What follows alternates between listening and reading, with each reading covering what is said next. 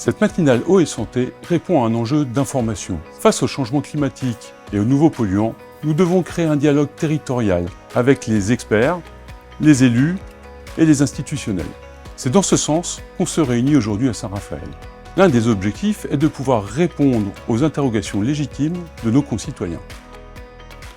En région PACA, 8 habitants sur 10 nous disent avoir confiance dans l'eau du robinet et cette confiance, elle se traduit dans des habitudes de consommation puisqu'ils sont les 3/4 à déclarer la consommer tous les jours. Alors les pollutions, l'évolution de la réglementation sur la qualité sanitaire de l'eau, le changement climatique, tous ces enjeux influent sur les interrogations sur la qualité de l'eau du robinet. La confiance est là, on l'a vu, mais elle s'accompagne d'attentes fortes pour préserver la qualité des ressources, assurer une eau de qualité distribuée au robinet et enfin garder ce confort d'une eau distribuée potable à domicile 24 heures sur 24. Les rapports entre l'eau et la santé sont fondamentaux.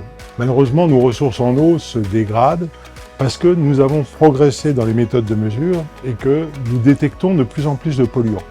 Pour l'avenir, le changement climatique va aussi faire changer ces risques. D'une part, en réduisant les quantités d'eau pour tout le monde, aussi en augmentant la concentration de certains polluants.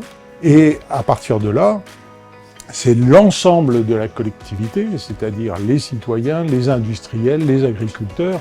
Tout le monde doit savoir mieux protéger les ressources en eau et réduire la pollution chimique. Si je puis résumer un peu cette matinale, à titre personnel, c'est que je vois qu'il y a toujours que le domaine de l'eau au sens large, avec tous ces acteurs, on est toujours dans une perpétuelle réflexion, une perpétuelle analyse, développement pour faire en sorte de préparer l'avenir, d'anticiper l'avenir et faire en sorte qu'on continue dans cette dynamique d'avoir un service essentiel public de qualité qui correspond aux attentes de nos consommateurs.